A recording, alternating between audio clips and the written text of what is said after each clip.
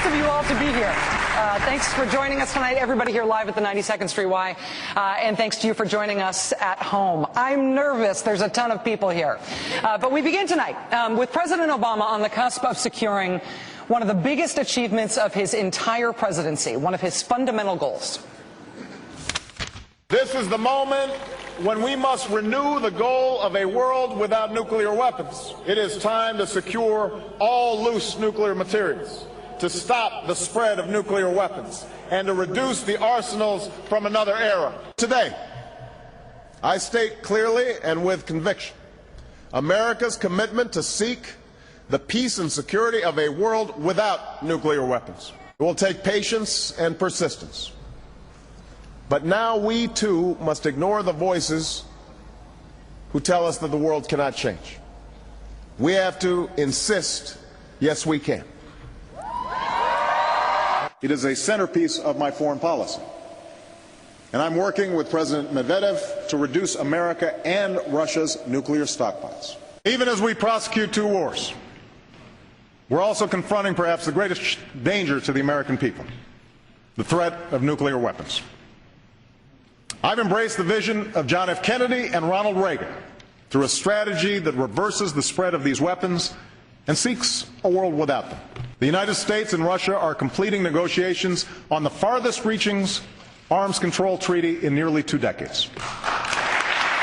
Today, the United States Senate got within one legislative step of achieving one of the president's most important priorities. By a vote of 67 to 28, they needed 67, the Senate agreed today to move to a final vote on the new nukes treaty with Russia tomorrow. 11 Republicans joined with Democrats today to move that treaty forward.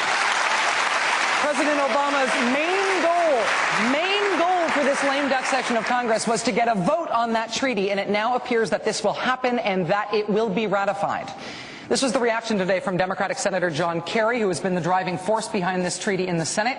I should note, if you're worried or confused about why you see subtitles on your screen, they are mostly here for the benefit of our live audience here tonight at the Y. This is not over. And, you know, we have to count every vote and stay on this and continue to deal with the amendments appropriately. If in the end the Senate in its wisdom ratifies this treaty, it's a victory for the country, not a victory for anybody else. A victory for the country, not a victory for anybody else. Half true. Because if the START treaty gets ratified tomorrow, it would be political malpractice to not call it an unqualified victory for this president and for this presidency. Reducing the world's nuclear stockpiles, working toward Ronald Reagan's goal of a world without nuclear weapons, locking down loose nuclear material so it doesn't end up in the hands of terrorists, that whole smoking gun could be a mushroom cloud thing, except this time for real. That is what Barack Obama worked most intensely on in the United States Senate before he became president. That's what he campaigned on during the 2008 presidential race. That is what he has pushed for aggressively ever since taking office. It is a signature issue, a signature concern of his. For the last year, ever since the last treaty with Russia elapsed, we have not been doing on-the-ground inspections of Russian nuclear facilities. Where does most black market nuclear material come from? Russian nuclear facilities. The Russians have accepted our help in trying to stop that from happening, but for a year, while Senate Republicans hemmed and hawed, we have not been able to do that. This treaty changes that. There's also the slight issue of not just nuclear materials, but actual full-grown nuclear weapons. Ours, along with Russia's, still essentially on hair-trigger alert, pointed at each other. Decades after the end of the Cold War, the United States and Russia still have hundreds of nuclear warheads aimed at each other on hair-trigger alerts in shelters and launching facilities that were built, say 60 years ago. What could possibly go wrong? 15 years ago, we almost found out. Check this out.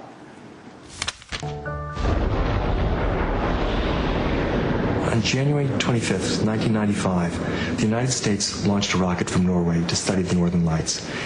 We told the Russians that we were going to launch that rocket, but somebody in Moscow forgot to pass word on it. That fit exactly the characteristics of the beginning of a nuclear strike. One missile coming over exploding in the atmosphere, sending out an electromagnetic pulse that would fry all the electronics, radars, surveillance, computers in the country to be attacked, followed by an onslaught of nuclear weapons. And for the first time in the nuclear age, the Russians actually opened up the nuclear football. They went to President Yeltsin, they opened up the command and control launch codes, the button, put it on the desk, and said, we're under attack. Fortunately, Yeltsin wasn't drunk, and he didn't believe what the military was telling him. He said there must be some mistake. The difference between a relatively uneventful January day that year and nuclear end times, the difference was our good fortune that Boris Yeltsin hadn't yet hit the bottle that night. Hey, how about we point a few less thousand nuclear weapons at each other these days, huh? Getting this nuclear treaty with Russia ratified is a huge foreign policy victory for President Obama, and it is something that Republicans said they would absolutely deny him. It is a political win for the president because it has been on his agenda for a long time. It is a signature issue for him. It is a tactical win because Republicans said he definitely was not going to get it. It is also a save the world win because if you care about, oops, it's the nuclear end of the world, then you care about treaties like this getting passed. If the Senate ratifies the START treaty tomorrow, it caps an astonishing period in American political history. For the last 2 years, Democrats have held the White House as well as big majorities in both the House and the Senate. Their record of achievement in that time, even in the face of unified, at times totally random Republican opposition even to things Republicans had proposed in the first place, unified Republican opposition even to their own ideas, their track record even in the face of that is historic. Whether you agree or disagree with what Democrats have done in the first 2 years of President Obama's presidency, they have freaking done it. The Lilly Ledbetter Fair Pay Act for women, expanding children's health insurance, new hate crimes legislation that they said could not be done, tobacco regulation, credit card reform, student loan reform, the stimulus, which in addition to helping pull this country back from the brink of a Great Depression, was also the largest tax cut ever, the largest investment in clean energy ever, the single largest investment in education in our country ever. There was also a little thing you might have heard of called health reform, also Wall Street reform, the improvements to the new GI Bill, the most expansive food safety bill since the 1930s. And tomorrow, President Obama will officially sign a repeal of Don't Ask, Don't Tell. Did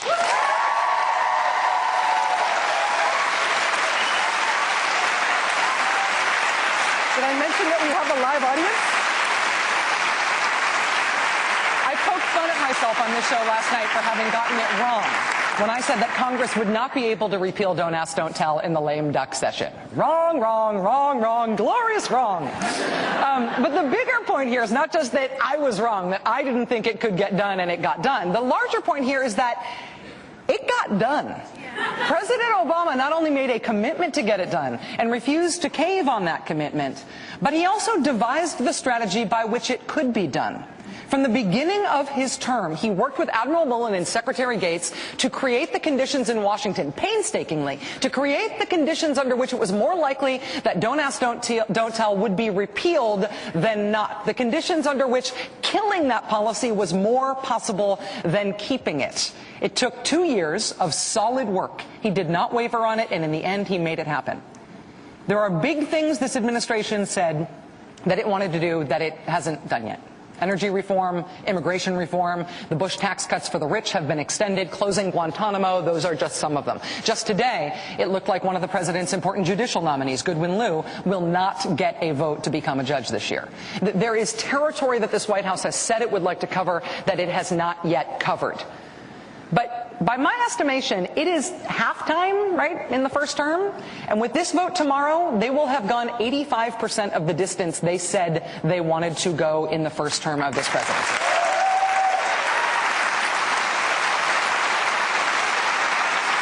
And the second half of this first term is going to be a lot harder. Nancy Pelosi becomes the minority leader in the House. John Boehner becomes House Speaker. Every committee in the House falls under Republican control. A not insignificant thing, given that the battles within the Republican Party to lead those committees essentially turned into a competition between Republicans about who wants to investigate the White House the most, who wants to embarrass the White House the most, who wants to undo more of what has already been done. In the Senate, Republican Minority Leader Mitch McConnell has now quadrupled down on his bet that the Republican Party should admit that its primary goal in Washington, above jobs, above, say, the wars and everything, their primary job is to make Barack Obama a one-term president. Senator McConnell told Politico today, quote, "If Democrats think it's bad now, wait till next year." Also, news today from the U.S. Census Bureau that the redistricting that happens when we get the new census means that in the next election there will be more seats from Republican states and fewer seats from Democratic states. Of the 10 states that are going to lose House seats in 2012, of those 10, 8 were won by President Obama in 2008. There are 8 states that will gain House seats. 5 of those 8 were won by John McCain. What Democrats face over the next couple of years was on clear display today in one detail. Today, the Senate approved a stopgap spending bill to keep the government funded until March. That measure, which Republicans agreed to, pointedly does not include any funding to implement 2 of President Obama's biggest domestic achievements this year. No funding to implement Wall Street reform, no funding to implement health reform. Welcome to the next 2 years.